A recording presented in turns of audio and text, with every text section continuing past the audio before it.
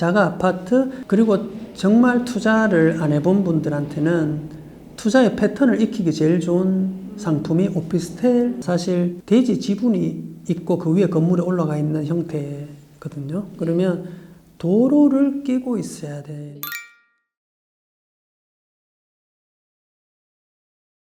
상가에서 나오는 임대 수익이라든지 부동산에서 발생되는 수익이 근로소득만큼 발생하는 순간이 분명히 올 거고요.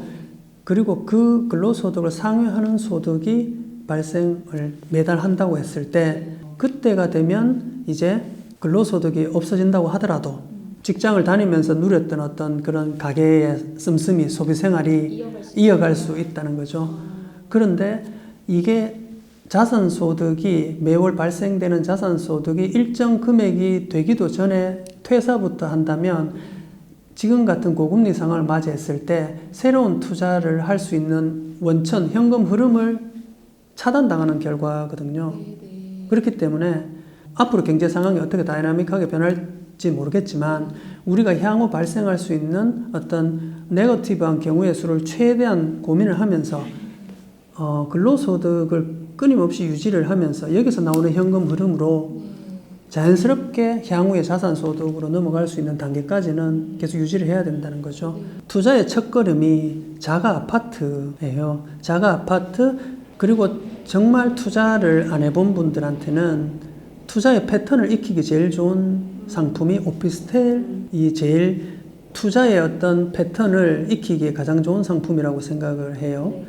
왜냐하면 서울 지역 같은 경우에도 소액 오피스텔 투자를 할 수 있는 기회가 굉장히 많다라고 보여지거든요. 그리고 오피스텔에 대한 임차 수요도 서울은 굉장히 많아요. 네네네. 그래서 공실의 위험도 적겠지만 소액으로 투자할 수 있고, 물건 서치부터 해서 은행 대출을 발생시키면서 첫 월세를 받는 사이클까지 이 오피스텔의 투자가 어떻게 보면 앞으로의 투자에 가장 좋은 어떤 기본이라고 보시면 되죠. 네. 그래서 자가 아파트, 그 다음에 오피스텔, 그리고 나서 마지막 단추가 소액 구분 상가를 제가 사라고 추천을 드리고 싶죠. 그러면 결국에는 이 세 개의 어떤 물건이 지금 본인한테 있게 되는 거죠. 자가 아파트, 오피스텔, 소액 상가 투자. 그러면 사실 여기에서 발생되는 대출금이 있었을 테고, 그러면 그러한 대출금에서 나오는 이자들이 발생될 테고, 그러한 이자는 항상 여기서 나오는 월세보다 아래에 위치해야 된다는 거죠. 자, 그러면 상가의 수익률, 오피스텔의 수익률을 예를 들어서 6%라고 잡는다면 예전에 은행 대출의 이자는 3% 수준이었어요. 하지만 요즘은 얼마인가요? 5%까지 육박을 하는 경우도 있겠죠.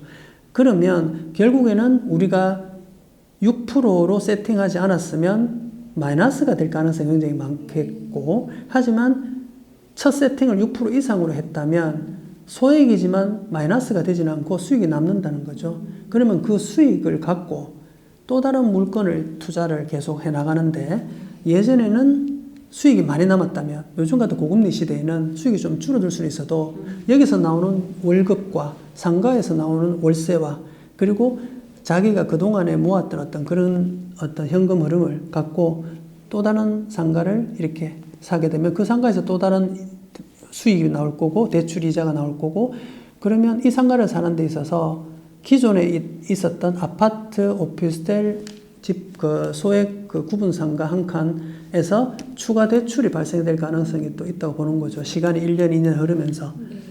그러면 결국에는 이 상가를 투자하는 투자의 여윳돈이 또 생기게 되는 거죠. 하지만 중요한 건 어쨌건 은행 이자는 항상 본인의 월세 수익의 아래에 위치하도록 해서 마이너스 수익률이 나지는 않아야 된다는 거죠. 그런데 지금은 마이너스 수익률이 나는 상가도 굉장히 많아요.